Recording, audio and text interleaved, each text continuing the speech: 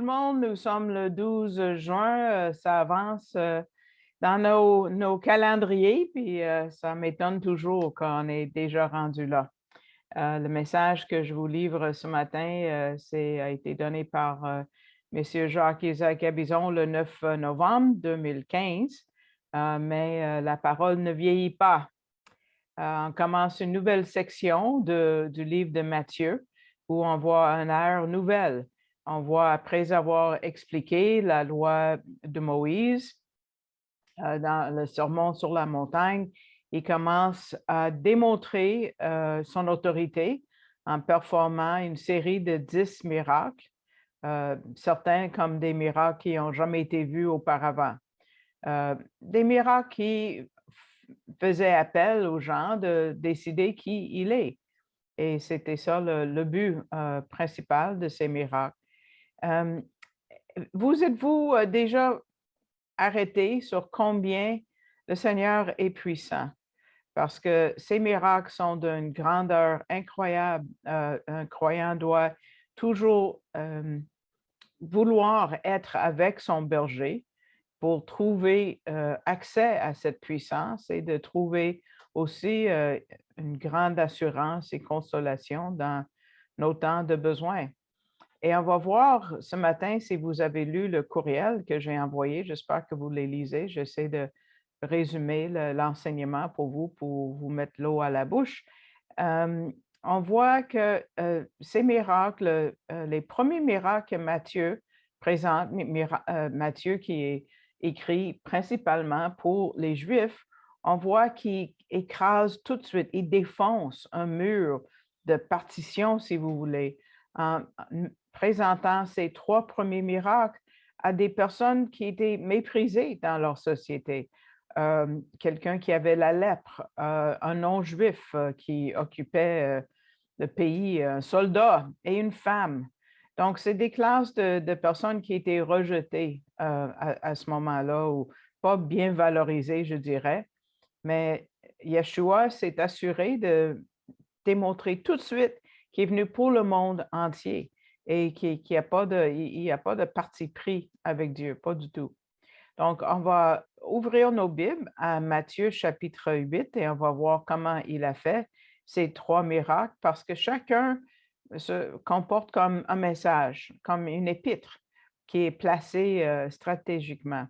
Donc, si nous regardons Matthieu 8, versets 1 à 4, et quand il fut descendu de la montagne, de grandes foules le suivirent.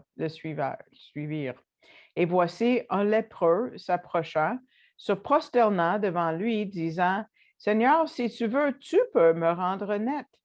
Et Jésus, entendant la main, le toucha, disant, Je veux, sois net. Et aussitôt, il fut nettoyé de sa lèpre. Et Jésus lui dit, Prends garde de ne le dire à personne, mais va, montre-toi au sacrificateur et offre le don que Moïse a ordonné pour qu'il leur serve de témoignage. Donc, on voit tout de suite que ça dit quand il fut descendu de la montagne. Qui d'autre est descendu d'une montagne après avoir expliqué ou après avoir été relié avec la loi? Mais c'était Moïse, n'est-ce pas?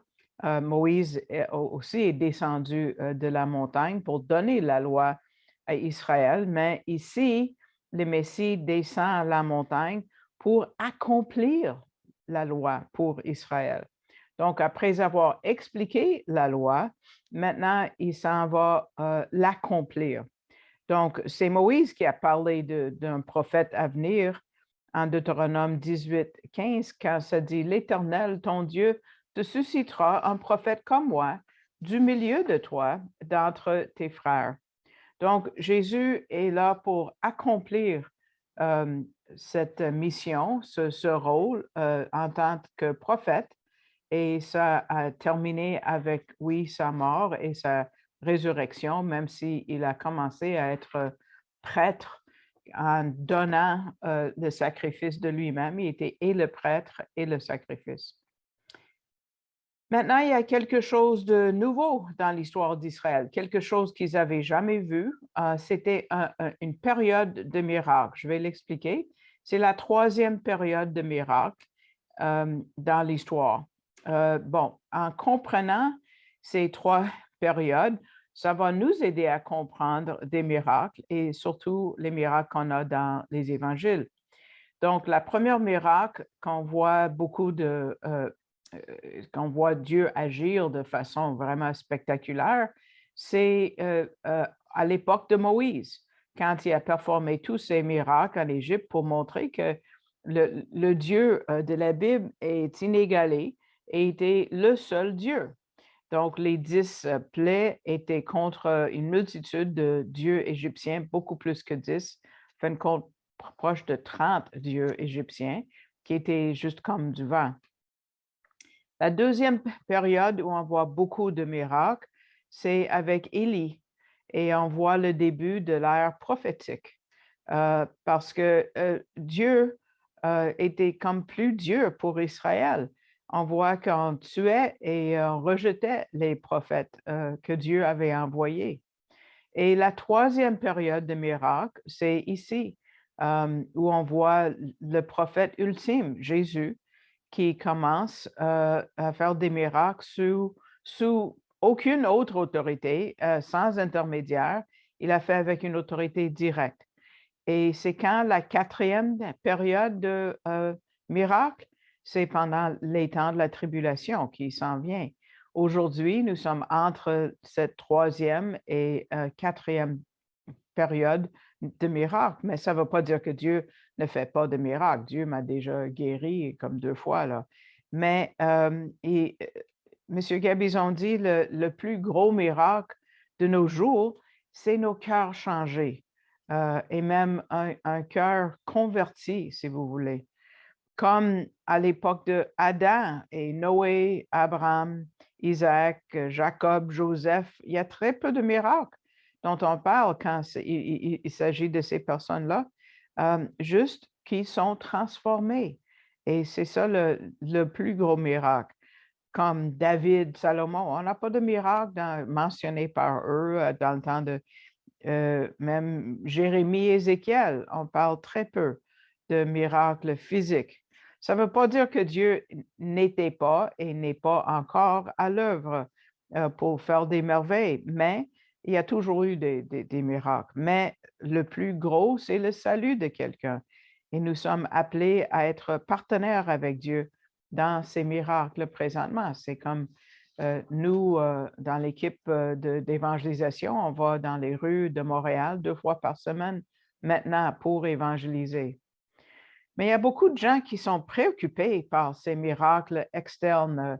Mais n'oubliez pas qu'il y a beaucoup de religions qui peuvent faire aussi ces miracles externes. Pensez aux Égyptiens, aux magiciens de l'Égypte qui ont pu faire les mêmes miracles visibles, OK? Mais ces gens-là ne peuvent pas imiter un cœur changé ou quelqu'un qui vient à une pleine connaissance de Dieu qui les sauve, euh, ou qui peut trouver un Shabbat, une tranquillité inexplicable dans notre Créateur. Donc, nous allons voir comment cette troisième période de miracle a débuté. Ça a commencé avec 2 mots en français, et voici. Voici, c'est une interjection qui attire notre attention, de faire attention, d'écouter, de regarder, parce que ce miracle, c'était assez spécial. C'était un miracle divin réservé pour cette époque-là, pour que tout Israël sache que Jésus était le Messie, et ils le savaient fort bien. Ils ont, qu'ils acceptent ces prétentions messianiques ou non, ça c'est une autre question, mais tout le monde a su qu'il était le Messie. Parlons un peu de la lèpre. Ce n'est pas une maladie comme les autres. Notre mot français lèpre ne communique pas à quel point c'est sévère. Ça nous vient d'un mot grec, lépra, qui veut dire squameux ou galeux, qui parle de la condition de la peau. C'est même utilisé pour penser aux rues du Vieux-Québec où il y a des pierres. Donc, ce n'est pas égal. Et c'est utilisé pour des maladies de la peau. Ce qu'on connaît aujourd'hui comme la maladie de Hansen ou la lèpre, non, ce n'est pas la même chose parce que la Bible ne parle pas d'un manque de sensation ou la décomposition de certaines parties du visage ou du corps ou une période de temps assez longue pour diagnostiquer. Non, c'est autre chose, cette maladie-là. La maladie biblique va beaucoup plus loin que l'aspect physique. Ça va dans le royaume spirituel. Le mot en hébreu, c'est tsara. Et tsara, ça vient du mot hébreu qui veut dire fouetter ou maudire, parce qu'il y a une connexion spirituelle avec cette maladie-là. Dans un commentaire européen, ça parle du mot araméen pour la lèpre, qui est siguro, qui veut dire de fermer ou de séparer. Il y a trois classes d'Israël, ou trois cas plutôt, trois cas de personnes guéries de la lèpre dans la Bible, et on va voir cette dimension spirituelle là-dedans. Ils ont tous été affectés par la lèpre à cause de leur péché. Qui est la première personne? Mais c'est Myriam, c'est la sœur de Moïse, qui a été soudainement affligée de cette maladie quand elle a mal parlé vraiment de la femme de Moïse, qui était une personne noire. Et puis, parce qu'elle était jalouse, on voit ça en Nombre 12, on en a déjà parlé dans notre série en Nombre. Uzias, qui était le roi, est devenu lépreux à cause de sa rébellion. On voit ça en 2 Rois 15. Et le serviteur d'Élisée, Géasi, était frappé par la lèpre à cause de son avarice, quand il a volé de l'argent interdit. Donc, le péché est toujours attaché à cette maladie de la lèpre dans la Bible. La quatrième personne, c'est un non-juif, c'est Naaman, qui était syrien, et Dieu l'avait maudit. Et avec son histoire, on voit que c'est uniquement Dieu qui peut guérir cette maladie. Parce que quand ce Syrien a appris que le Dieu d'Israël pouvait le guérir de sa lèpre, il a envoyé un serviteur au roi d'Israël pour s'informer comment il pouvait rencontrer un prophète de Dieu. Mais le roi a pensé que c'était un genre de complot et a dit quelque chose de très révélateur. Donc, regardons 2 Rois 5, 7, quand le roi d'Israël dit « Suis-je Dieu pour faire mourir et pour faire vivre, pour délivrer un homme de sa lèpre? » Parce que lui, il reconnaissait que la guérison de la lèpre était divine. Uniquement Dieu pouvait le faire. Donc, quand on considère tous ces exemples, on voit pourquoi les rabbins ont enseigné que la cause de cette maladie était spirituelle. C'était dû au péché. Ils avaient des médecines, ils avaient des médicaments, et même ils ont été réputés d'avoir des médicaments, des solutions incroyables pour les maladies, mais rien pour la lèpre. Donc, c'était une maladie, c'est-à-dire parfaite, pour démontrer la condition déchue de l'homme.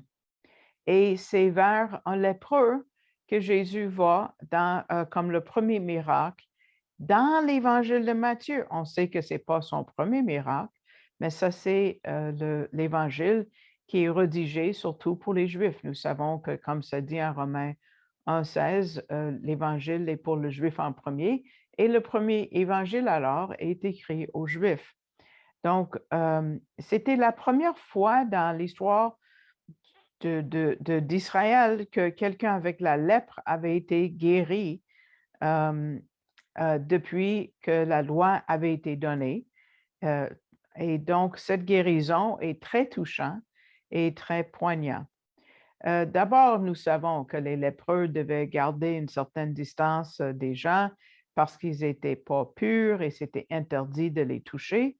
Mais on voit ici que Jésus et le lépreux ici sont rapprochés. Celui qui avait la lèpre ne pouvait pas s'approcher de Jésus parce qu'il y avait une foule autour de lui. Mais Jésus, en connaissant le cœur de cet homme-là, s'est assuré de s'approcher de lui. Donc, lui, il va vers le lépreux.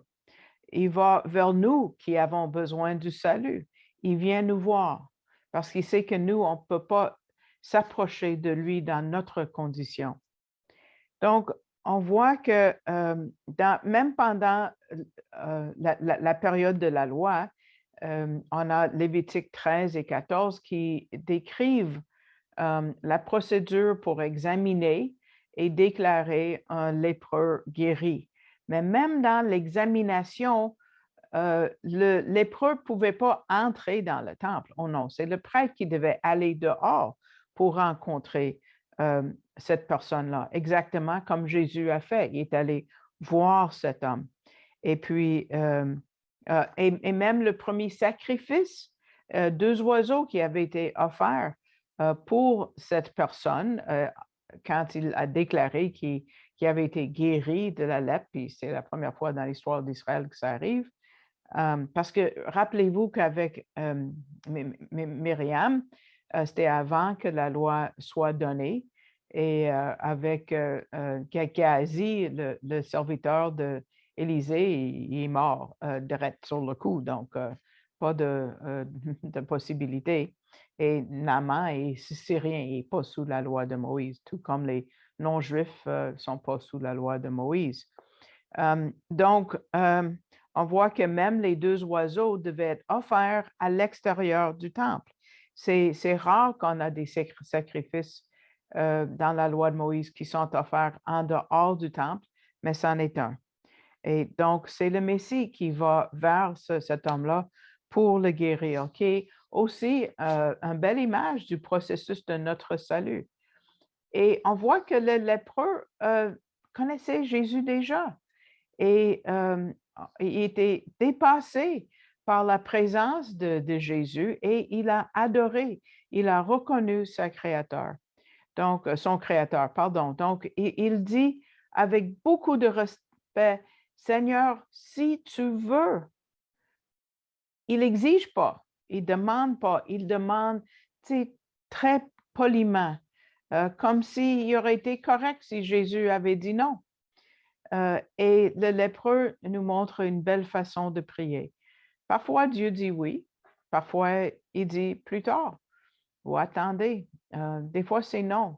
Mais cette personne-là, avec la lèpre, avait une belle attitude, une belle théologie par rapport à la prière. Comment on ne peut pas guérir un tel homme, M. Gabizon dit. Et Jésus le touche et dit oui, je le veux. Et immédiatement, sa lèpre a été nettoyée, pas question, parce qu'il connaissait déjà le cœur de cet homme. Mais d'où est venue la foi de cet homme? Comment est-ce qu'il connaissait Jésus déjà?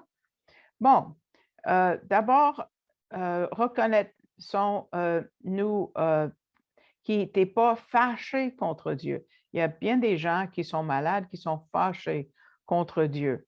Peut-être ils savaient, ils connaissaient les paroles d'Ésaïe qui disent que dans toute leur affliction, Dieu était affligé. Donc, il n'y a pas blâmer Dieu comme les gens qui blâment Dieu pour même l'Holocauste. Ça dit que Dieu était là, il souffrait avec eux. Dieu n'est pas la cause du mal, mais il souffre avec nous. Donc, regardons comment Dieu le guérit. Tout le monde a marqué ça. Il a touché. Il aurait pu juste dire un mot, puis l'homme aurait été guéri, comme ça. Mais il a décidé de le toucher parce que c'était interdit. Jésus est provocateur. Et puis, c'était interdit par la loi de toucher, mais ce n'était pas contre la loi. Jésus n'a jamais brisé la loi de Moïse. C'était juste qu'on... mais en touchant ce lépreux, Jésus a démontré que c'est lui qui donne la vie. C'est lui qui donne la guérison. Et là, il a rendu ce lépreux vraiment homme guéri entier. quel signe et quel spectacle ça aurait dû être pour ceux qui ont vu cette scène-là? Quelle révolution en Israël! Parce que nous savons que la sainteté n'est pas contagieuse. Euh, Personne ne pouvait rendre une autre personne saint. Uniquement Dieu peut faire ça. Donc, Dieu leur avait déjà posé cette question par Agé, le prophète. Il a dit, est-ce qu'on peut transférer la sainteté d'un homme à un autre homme? Puis le prêtre a dit, ben non. Et il a dit, mais comment est-ce que l'impureté peut être transférée? Puis est-ce que ça peut se faire? Puis bien sûr, oui. Ça, c'est en AG 2, si vous voulez regarder plus tard, versets 11 à 13. Donc ici, c'était un cas exceptionnel où on voit l'inverse qui est observé. C'est un homme qui nettoie un autre. Donc, ce n'est pas un homme, hein, c'est Dieu lui-même, c'est le Messie. Et regardons ce que Jésus dit à cet homme-là.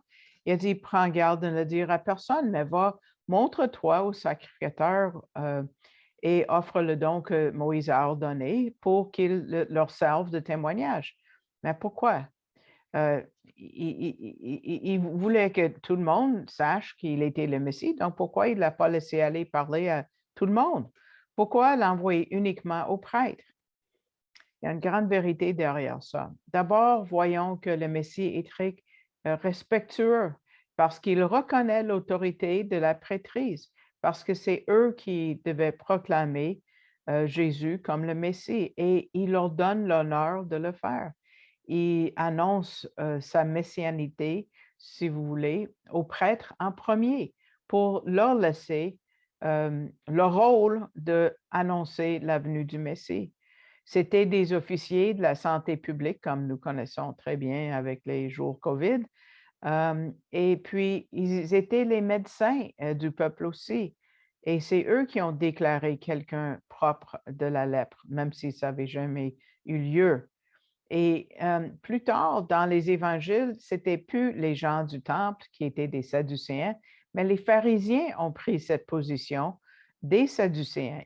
Eux autres aussi ont dealé avec cette maladie en profondeur parce qu'il y a un livre entier dans leur commentaire, le Talmud, qui est dévoué, qui est écrit uniquement par rapport à la lèpre.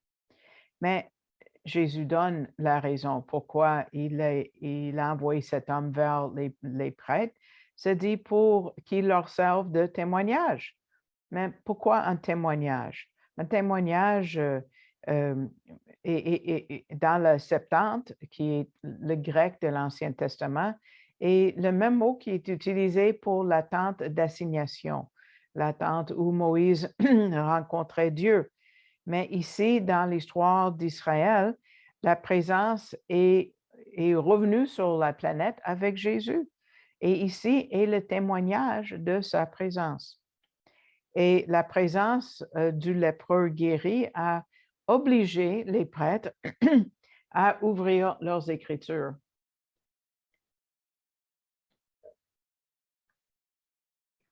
Dans la loi de Moïse, comme j'ai dit tantôt, il y a 2 chapitres, Lévitique 13 et 14, qui parlent de comment un prêtre devait examiner et déclarer quelqu'un guéri et quel sacrifice offrir. Mais il y a quelque chose qui manque, n'est-ce pas? Comment guérir la personne? Ah, mais ça, c'est parce que c'était pour le Messie de le faire, c'était pour Dieu de le faire. Il voulait que les prêtres reconnaissent que oui, le Messie était bel et bien arrivé. Il y avait même une chambre au temple qui s'appelait la chambre du lépreux. Au cas où il y avait un lépreux, même si ça n'avait jamais eu lieu, dans toute l'histoire d'Israël, ils avaient construit une chambre juste pour ça, mais ça n'a jamais été utilisé. Mais c'est pour ça que c'est placé tout de suite au début dans cet évangile aux Juifs. On sait que quand Jésus a changé l'eau en vin, ça c'était le premier miracle. Ça a été écrit pour nous dans l'évangile de Jean, mais ce n'est pas le premier miracle qui est présenté aux Juifs parce que ça leur parlerait beaucoup plus. Est-ce qu'il y a une prophétie, un verset spécifique qui dit que le Messie va guérir quelqu'un de la lèpre? Non. Mais on voit que dans cette histoire de Lévitique 13 et 14 et aussi l'histoire en général parle que c'est un miracle messianique. Parce qu'il n'y a pas de prophétie spécifique dans l'Ancien Testament qui nous dit que le Messie va guérir les gens. Mais on va voir que Jésus le nomme comme dans une liste de signes ou peut-être de miracles messianiques plus tard dans cet évangile de Matthieu, chapitre 11. Parce que juste avant sa mort, je vais enseigner là-dessus d'ailleurs dans 2 semaines pour l'Église Grâce et Vérité. Ce qui est mentionné en Matthieu 11, c'est que Jean le Baptiste est en prison et il envoie certains de ses disciples envers Jésus pour dire, est-ce que c'est toi, c'est celui qui est le Messie? Sûrement pas parce qu'il avait des doutes, Jean, non, parce qu'il voulait que ses disciples transfèrent leur loyauté de celui qui annonçait la venue du Messie au vrai Messie, parce qu'il va mourir bientôt et il veut que ses disciples suivent Jésus plutôt. Et Jésus a répondu en donnant 6 signes ou miracles, si vous voulez, messianiques.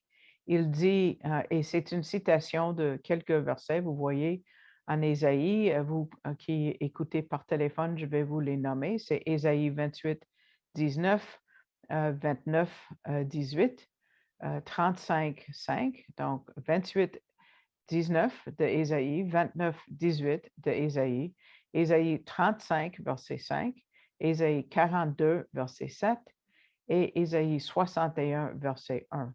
Et qu'est-ce qu'il dit? Il dit aux disciples de Jean qui sont venus le voir, les aveugles recouvrent la vue, les boiteux marchent, les lépreux sont rendus nets, les sourds entendent et les morts sont ressuscités et l'Évangile est annoncé aux pauvres. Donc, nous voyons que tout ça a été accompli par Jésus et ça annonce les temps messianiques. Donc, c'est pour ça que c'était un miracle, un témoignage pour les prêtres. Et on voit aussi par la réaction des gens que c'était historique parce que ce miracle est raconté en Luc 5 et on voit que tout de suite après, il y a des rabbins et des docteurs de la loi de partout en Israël qui vont voir Jésus. Ça, c'est en Luc 5, qui est notre évangile chronologique. Et ça, c'est alors tout de suite au début de son ministère, Jésus est né en chapitre 2, puis ça, c'est le chapitre 5. Donc, ce miracle, M. Gabizon dit, aurait dû être le premier et le dernier que Jésus avait à performer à Matthieu, parce que tout de suite, les prêtres auraient dû reconnaître, c'est lui le Messie. Mais ils ne l'ont pas fait. On va tourner dans le Talmud, dans ce livre qui est dédié à la lèpre, et je vais vous lire quelque chose qui est écrit là-dedans. Ça, c'est le Talmud babylonien, c'est pour ça que ça dit B-Talmud, c'est babylonien, et Sanhédrin 98b. Ce qui est marqué, c'est quel est son nom, c'est-à-dire le Messie. Son nom est Metzora, le blanc et lépreux, car il est écrit, vraiment, il a porté notre maladie et porté nos douleurs, mais nous le considérons frappé, frappé par Dieu et affligé. Donc, les rabbins ont compris quelque chose d'important, de crucial concernant le Messie, parce qu'ils l'ont associé avec la prophétie de Ésaïe 53, verset 4. Et avec la lèpre, et surtout parce qu'ils ont parlé du Messie comme lépreux, comme quelqu'un qui est rejeté, qui est repoussé, de qui on se détourne le visage, n'est-ce pas? Comme s'il avait pris leur maladie. De la même façon que Paul a dit de Jésus en 2 Corinthiens, chapitre 5, verset 21, celui qui n'a point connu le péché, il a fait péché pour nous, afin que nous devinissions justice de Dieu en lui. Ça, c'est une belle façon de donner l'Évangile d'ailleurs. C'est un verset qui dit tout. Celui qui n'a pas connu le péché, il a fait péché pour nous, afin que nous devinissions justice de Dieu en lui. Donc, Paul était pharisien, il connaissait bien la loi.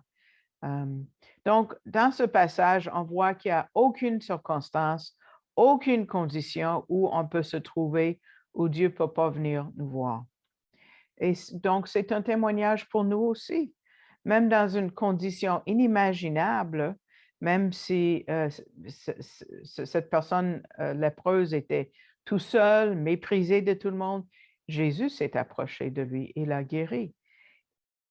Il n'y a rien de plus que Dieu veut plus que de guérir un lépreux, de guérir un cœur brisé. Chaque croyant doit se rendre compte à quel point nous sommes sans espoir si on n'a pas le Messie. Parce que la lèpre, c'est la maladie du péché que nous avons tous. Quand on se voit soi-même avec cette maladie et à côté de ce lépreux, là, on peut voir et chercher notre Messie. Il y a une illustration que M. Gabizon a trouvée, c'est un enfant de 4 ans, un garçon qui avait été enseigné la prière, le Notre Père, et on lui a demandé de répéter la première ligne. Ça rime un peu moins bien en français qu'en anglais, mais il a dit « Notre Père qui est au ciel, je sais que tu connais mon nom. Hallowed be thy name », c'est que ton nom soit magnifié. Donc, c'est vrai de cette personne lépreuse. Donc, on avance au prochain miracle, versets 5 à 10, à Matthieu 8. Et comme il entrait dans Capernaum, un centurion vint à lui, le suppliant, et disant, « Seigneur, mon serviteur est couché à la maison, atteint de paralysie, horriblement tourmenté. » Et Jésus lui dit, « J'irai, moi, et je le guérirai. » Et le centurion répondit et dit, « Hé, Seigneur, je ne suis pas digne que tu entres sous mon toit, mais dis seulement une parole et mon serviteur sera guéri. Car moi aussi, je suis un homme placé sous l'autorité d'autrui, ayant sous moi des soldats, et je dis à l'un, va, et il va. Et à un autre, viens, et il vient. Et à mon esclave, fais cela, et il le fait. » Et Jésus, l'ayant entendu, s'en étonna et dit à ceux qui le suivaient, « En vérité, je vous dis, je n'ai pas trouvé même en Israël une si grande foi. » Donc ici, nous avons un non-juif, un gentil, un centurion, un soldat romain, l'ennemi d'Israël, qui a toute une connaissance et une foi dans le Messie juif, que Jésus s'est étonné. D'où sort cet homme? La Bible nous surprend des fois. C'est là où on voit un genre d'application de Romains 2, verset 14, quand ça dit « Car quand les nations qui n'ont point de loi font naturellement les choses de la loi, n'ayant pas la loi, elles sont loi à elles-mêmes. » Donc, la loi, dans toutes ses facettes, nous montre Jésus. Et si c'est un homme qui vient par la porte arrière, il connaît tout par rapport à Jésus, même s'il n'y a pas la loi. Donc, beaucoup de gens qui avaient la loi entre leurs mains ne l'ont pas reconnu. L'homme de qui la loi parlait. Mais comment est-ce qu'il connaissait autant? Sûrement par l'observation. Parce que n'oublions pas que ça disait au début du chapitre qu'il y avait une grande foule qui suivait Jésus. Hein? Ça attirait l'attention des Romains. Puis ils étaient toujours en train de surveiller s'il y avait un soupçon de rébellion. Puis il y avait pas mal de rébellions à l'époque. Flavius Joseph, l'historien juif non croyant, nous a dit qu'il y avait une ferveur de la fin des temps. parce que les gens savaient compter les années comme Daniel nous ont donné, des semaines de Daniel et des 7 semaines ou euh, les 490 ans, si vous voulez, de, de Daniel. Puis il s'attendait qu'un Messie vienne à ce moment-là.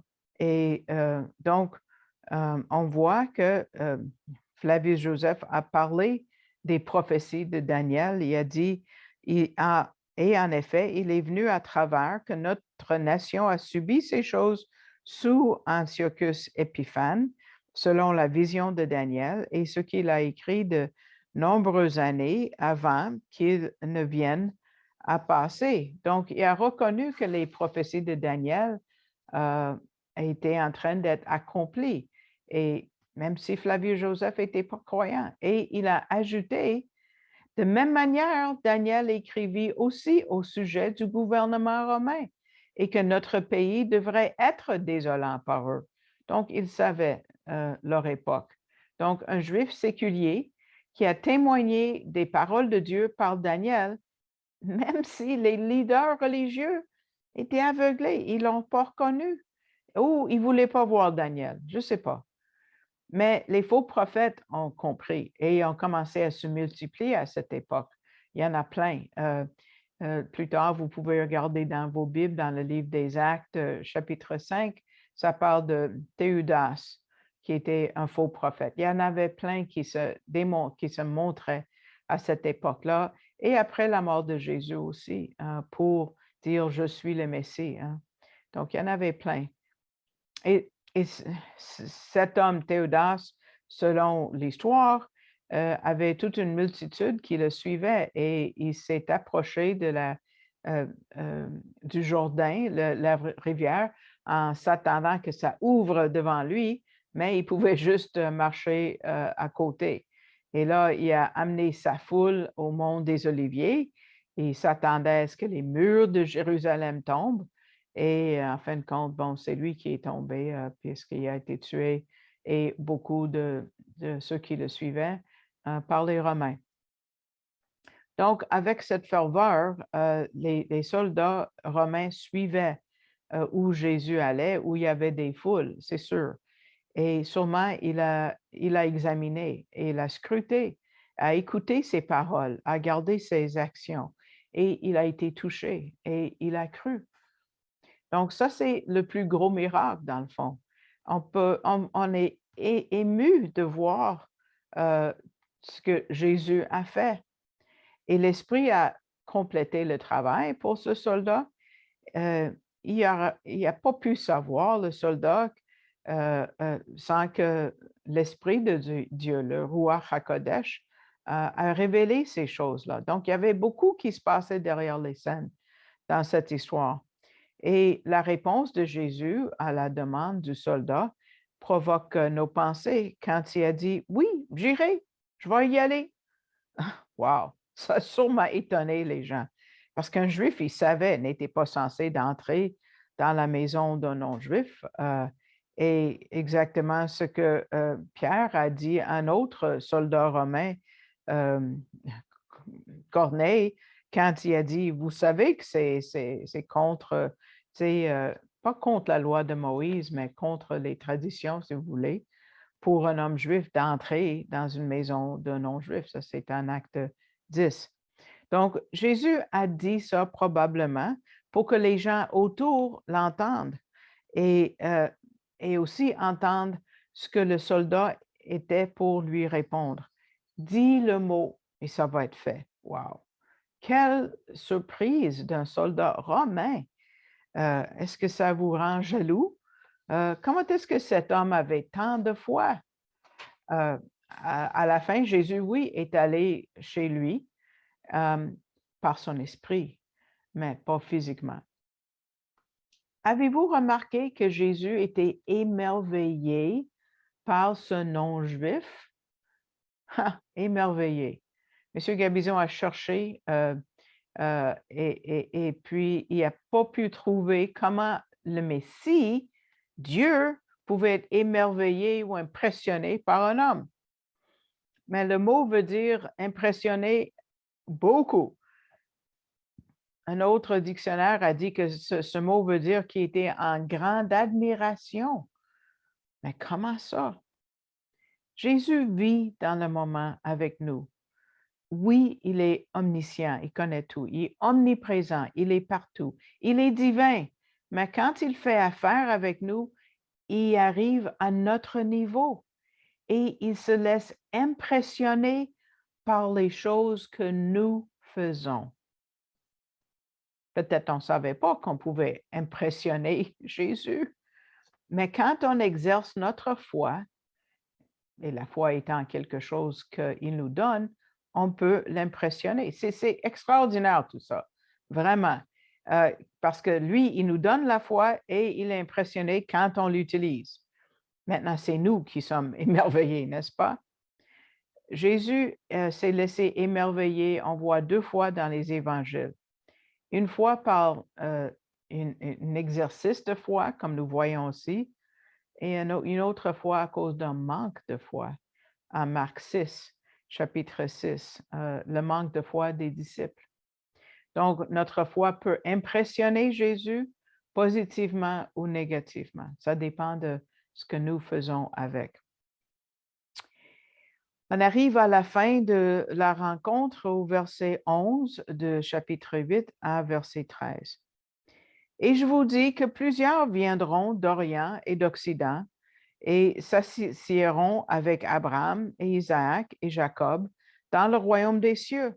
Mais les fils du royaume seront jetés dans les ténèbres de dehors. Là seront les pleurs et les grincements de dents. Et Jésus dit au centurion, va, et qu'il te soit fait comme tu as cru. Et à cette heure-là, son serviteur fut guéri. Donc, M. Gabizon nous dit, à ce moment-là, Jésus tranche entre ceux qui pensent qu'ils ont la foi et ceux qui l'ont pour vrai.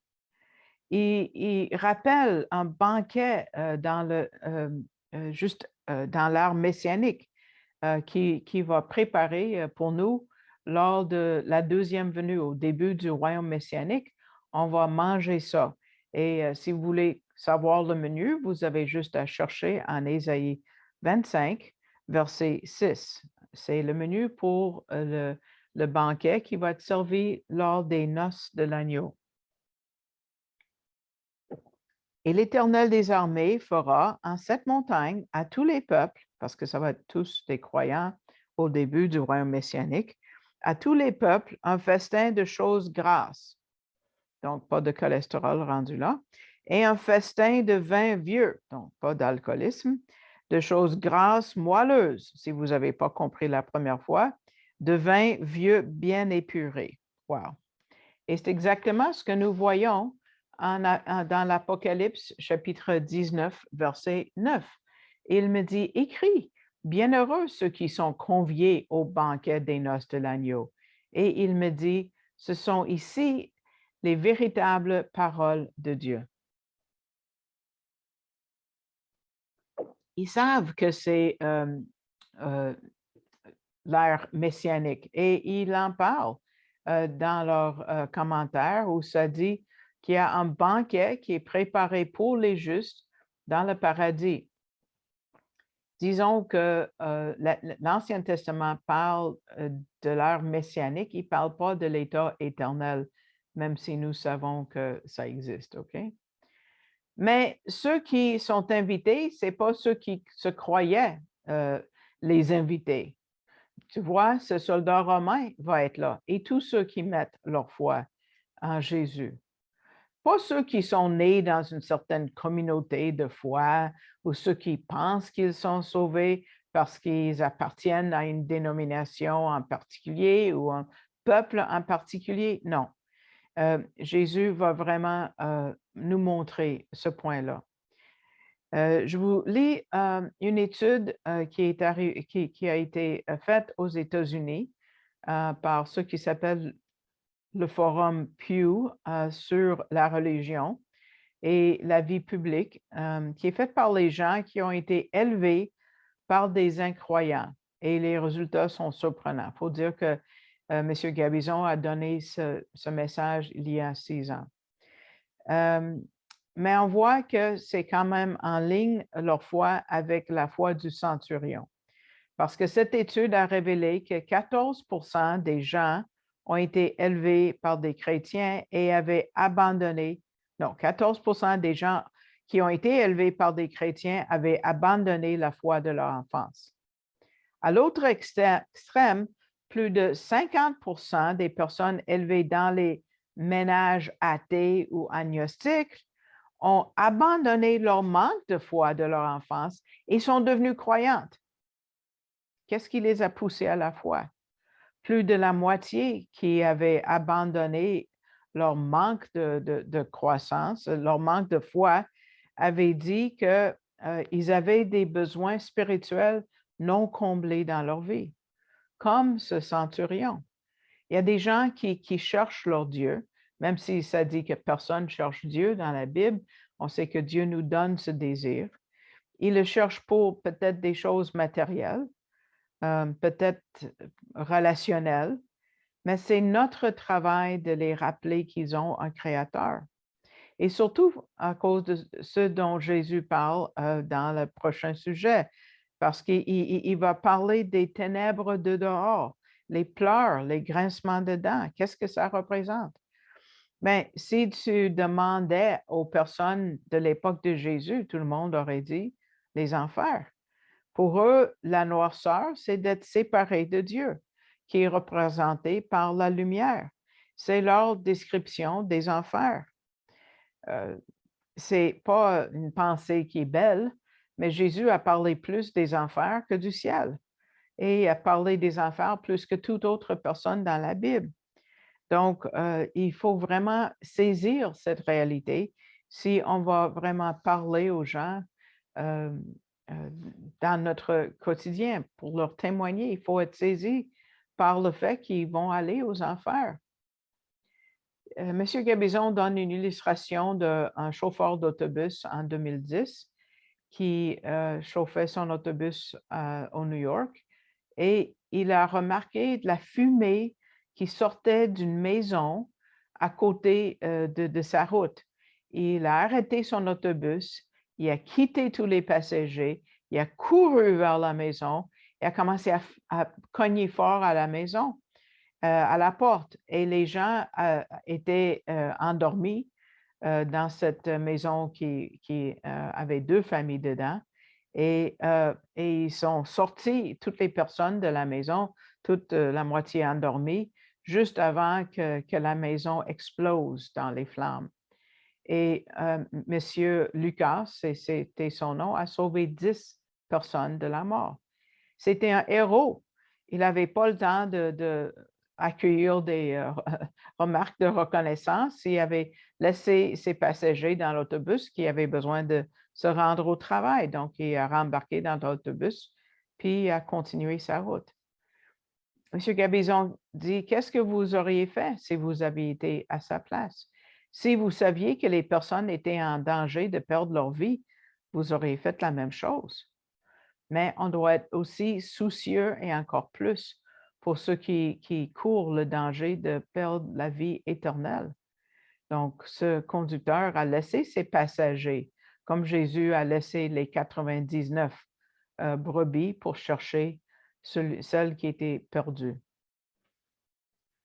Donc, si on parle des enfers autant dans la Bible, c'est pour nous réveiller à la réalité de cette place-là, pour que nous arrêtions nos autobus, prenions le temps qu'il nous faut et pour parler aux gens en dehors. On va faire le prochain miracle avec la belle-mère de Pierre et il dit, on va voir un genre de miracle que Dieu offre à plusieurs. Regardons versets 14 à 17 maintenant du chapitre 8. Et il y a une prophétie très intéressante qui est mentionnée ici. Et Jésus étant venu dans la maison de Pierre, vit la belle-mère de Pierre couchée là, et ayant la fièvre, il lui toucha la main, et la fièvre la quitta, et elle se leva et le servit. Et le soir étant venu, on lui apporta beaucoup de démoniaques, et il chassa les esprits par une parole et guérit tous ceux qui se portaient mal, en sorte que fut accompli ce qui a été dit par Ésaïe le prophète, disant, lui-même a pris nos langueurs et a porté nos maladies. Ça, c'est Ésaïe 53. Donc, tout comme le lépreux, Jésus a guéri en touchant la personne. Ce n'est pas important si c'était une maladie sévère ou non, la lèpre ou une fièvre. Il guérit toutes les maladies si c'est sa volonté. Et tout de suite, à son toucher, la fièvre l'a quitté tout de suite. Et elle s'est levée pour le servir.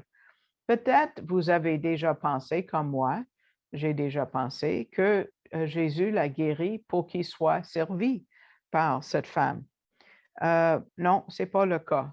Il a guéri la femme pour lui donner l'occasion de le servir, parce que son service était un acte volontaire, un privilège, et Dieu ne force personne à servir.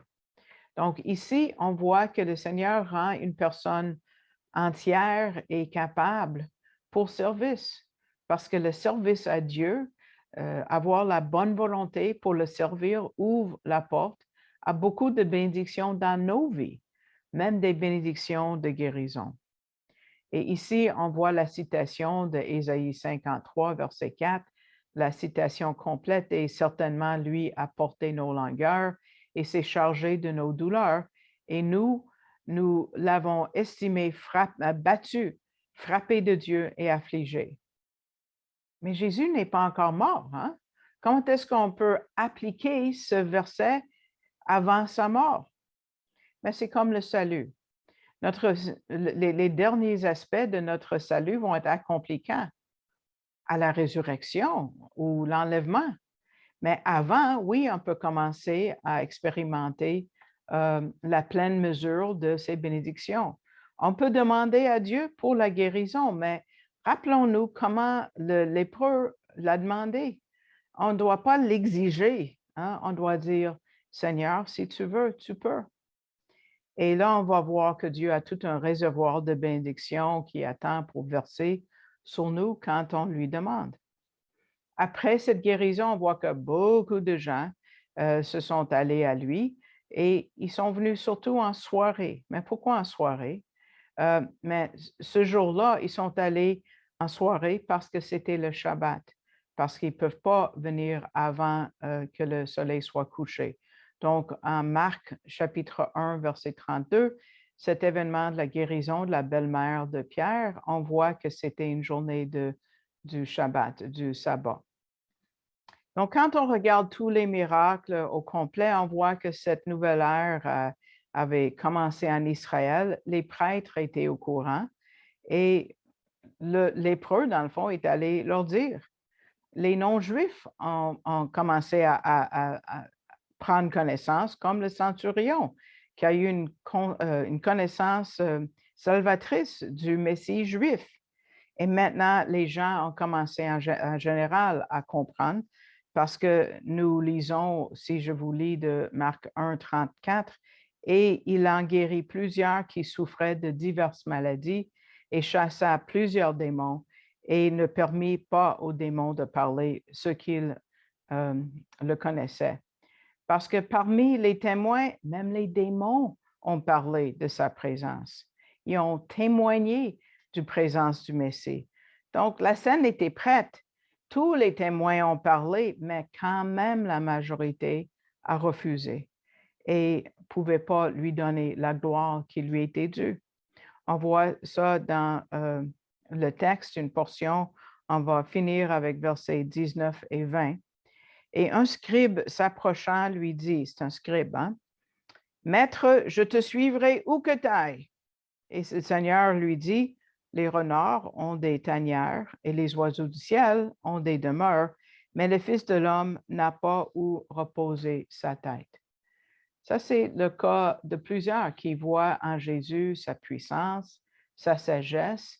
Ils désirent de le suivre, mais pas pour les bonnes raisons. Peut-être ce scribe croyait qu'il était le Messie, qui allait établir son royaume bientôt et quelle occasion d'avoir une première place auprès du Messie. Mais il ne connaissait pas ce qu'il lui fallait subir avec la croix, avec le Messie qui devait souffrir énormément. Et Jésus a dit, le Fils de l'homme n'a pas où reposer sa tête. Voyons, il est Dieu, il a toute la planète. D'où sort cette appellation, le Fils de l'homme? C'est pris de Daniel 7, versets 13 et 14, qui décrit le Messie qui vient établir son royaume et comment il ne pouvait pas avoir de place dans son royaume. Verset 13 du chapitre 7 de Daniel, je voyais dans les visions de la nuit, et voici, quelqu'un comme un fils d'homme vint avec les nuées des cieux, et il avança jusqu'à l'ancien des jours, et on le fit approcher de lui. Et on lui donna la domination et l'honneur et la royauté pour que tous les peuples, les peuplades et les langues le servissent. Sa domination est une domination éternelle qui ne passera pas, et son royaume, un royaume qui ne sera pas détruit. Et il connaissait bien ce passage parce que au procès, Jésus a cité ce passage et ils ont tous su ils ont tous compris qu'il était le Messie et l'ont condamné. Donc, ce scribe était comme, il se demandait. Et cette vérité, c'est que cet homme voulait avoir le ciel sans la repentance. Il voulait la gloire sans la croix. Il était si excité, il a déclaré sa soumission complète quand il a dit où que tu vas, je vais suivre. Mais ce n'est pas vrai parce qu'il ne savait pas qui était Jésus. Comment est-ce qu'il l'appelait? Maître. Le lèpre, le centurion l'ont adressé comme Seigneur. Pas la même chose. Les opposants de Jésus l'ont souvent appelé maître, mais ils l'ont jamais appelé rabbi, qui veut dire mon professeur, celui qui m'enseigne. Donc cet homme peut-être était assez déçu en Jésus. Ce qu'on a vu aujourd'hui, c'est la puissance du Messie, la puissance sur la maladie, sur les démons, sur la nature. On a vu comme Jésus a parlé en premier aux ceux qui étaient le plus destitués, les plus méprisés de la société, un lépreux, un occupant romain, une femme. On voit combien il était considéré, il y avait de la considération vers l'autorité des prêtres en disant aux lépreux de ne pas parler à personne d'autre, mais d'aller leur parler en premier. Sûrement, c'était difficile pour quelqu'un qui avait été guéri de la lèpre. Comment est-ce qu'on peut ne pas en parler après une telle délivrance? Mais les prêtres ont eu le message. Et ce scribe était si déçu avec Dieu, comme ceux qui veulent avoir quelque chose de vite, vite, les réponses vite, vite à leur prière et veulent passer à côté de l'œuvre de sanctification dans leur vie. Ces miracles sont exceptionnels et Dieu fait des miracles exceptionnels, mais la voie vers la sanctification est à travers beaucoup d'ouvrages et ça, c'est un vrai miracle. On voit un petit gland devient un chêne géant, mais ça prend du temps. Donc, juste un petit rappel pour ceux qui ont à cœur de contribuer à l'œuvre du ministère. Je veux juste mentionner pour ceux qui écrivent un chèque. Oh, j'ai mis quelque chose de nouveau, puis je vois que ça a dépassé. Bon, j'ai écrit ici, le Seigneur vous met à cœur de donner, mais en bas, c'est écrit arielcanada.com/FR pour français. Vous allez voir la flèche qui dit donner. Et puis, si jamais vous envoyez un chèque par la poste, mettez-le pas à mon nom. Ça doit être fait au nom du ministère Ariel Canada, comme vous voyez là. Et puis, vous choisissez dans le menu que vous tirez vers le bas mon nom. Et puis, vous pouvez donner en ligne comme ça. Donc, on termine pour aujourd'hui, puis on va avancer à Matthieu 8 la prochaine fois.